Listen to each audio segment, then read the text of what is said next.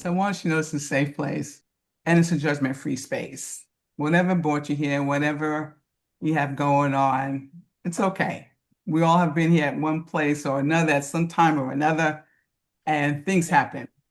So I want us to be understanding about ourselves and be okay with ourselves, be kind to ourselves. This is not about blame. This is certainly not something I do for that reason. And this is not what this presentation is about. It's about understanding, compassion, and clarity. So when you think about midlife and why it feels different, when we get to this part of our age, 40s, 50s, 60s, and so on, midlife is a revealing season because we really take this moment now to kind of acknowledge and see where we are. It's the time of our lives where we start really evaluating what we've done, what we're doing, what we need to do, and we realize that some of our emotional patterns have become more visible as you're going along to get along. You're kind of just moving through life, working, children, families, communities, our lifestyles. Came out of college. We're now doing what we like to do as far as whatever it is, our choice of industry. And then you get to a certain age and you realize some of the things that we're doing that are affecting our lives are more visible to us. So in this season, it becomes more revealing.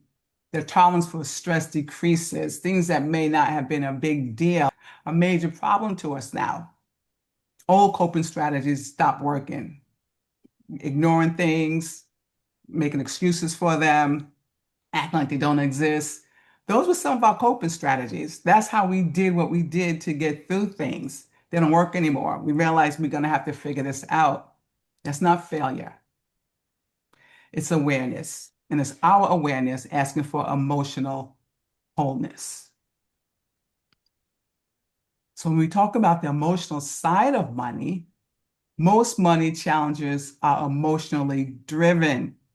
Who can admit to that? That some of the decisions we make when regards money is based on our emotions and becomes challenges for us. But not always due to poor discipline. It doesn't necessarily mean we are not good with money, but our emotions get in the way. We have unhealthy emotions that influence our decisions. So it doesn't mean that we made the best decision. We let whatever the emotion that came up first make that decision for us. And often money becomes that stage where our unregulated emotions play out. Like in anything, unregulated emotions would play out as a default emotion in a lot of major decisions for our lives.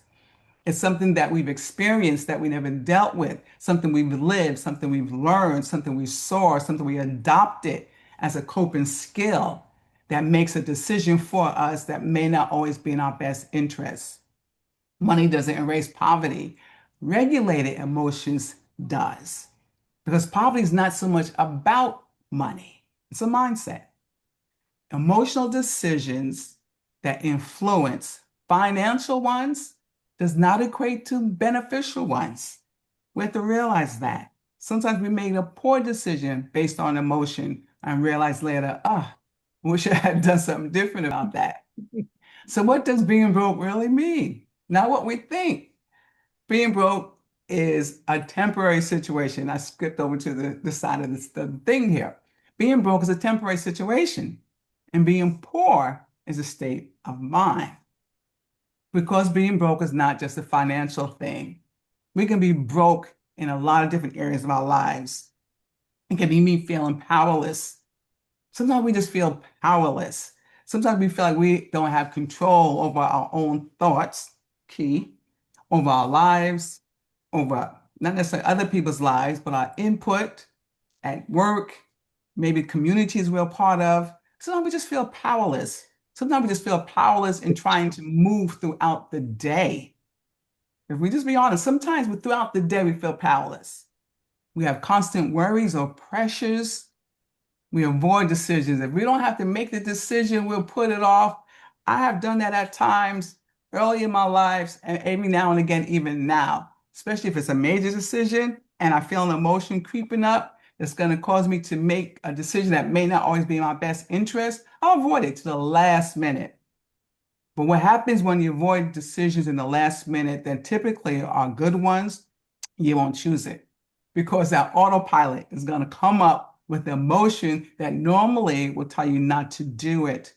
And we have to figure out why that emotion keeps coming up. And we're going to talk about which ones do in just a minute. So those were our survival modes. That's how we live. It kept us, as we thought, corralled, safe, protected. But we can't keep living in survival modes. We'll miss things in our lives. Because again, this is relevant to this particular presentation in finances, but healing restores choices, not just income. It's not just about income. It's about everything in our lives. Money is just a key one of them.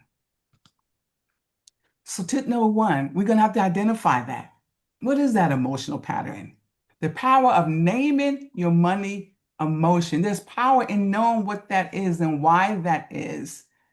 But it takes time to do inventory. We don't like to do that. Or I don't say we don't like. Sometimes we put that off. We don't like to take a lot of inventory or take that opportunity to go within. We like to keep life moving, as we say, just keep it moving, just get over it. But we don't just get over anything that's interrupting our everyday habits or everyday living. You get through things. You can't just get over things that will stop you or stunt you. You have to get through things by dealing with it. So you have to take a minute to ask yourself what emotion comes up when I think about money or security. What is that? Is it fear? Fear is paralyzing. Fear will stop you in your track. Fear will make you have regrets. Is it guilt?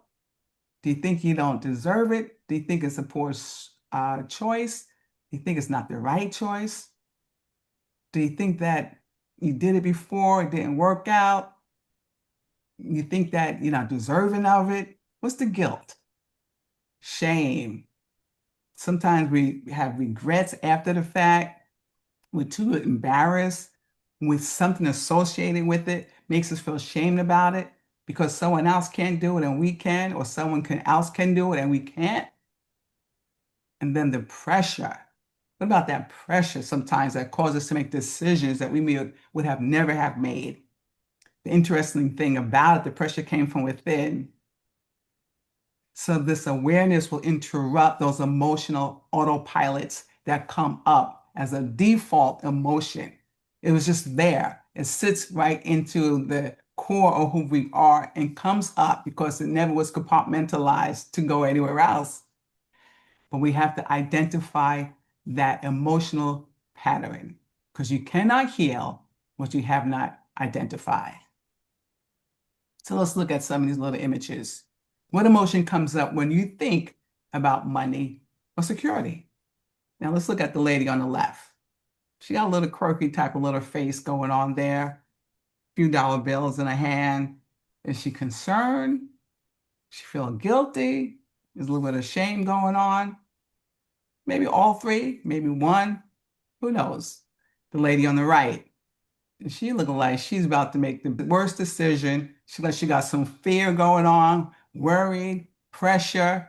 Look like she has a wallet out, can't see what's in it. We don't know if she took something out, she's trying to put something in, but she does look like she's gonna make the right decision or the best decision for herself. She looks concerned and fearful and pressured about it. Now the lady in the middle, she looks confident. Now, interestingly enough, she has the same similar amount of dollar bills in her hand, like the lady on the left, but she gives the image of someone who's just confident that she has the ability to make a choice. She's just going to make a choice, whatever's best for her. Healing restores choices, not just income. It doesn't matter whether that's dollar bills with the lady in the middle, the lady on the left, or $500 bills. It's just a matter of being able to be healthy enough to make a choice and feel confident about your decision. That's what we're talking about.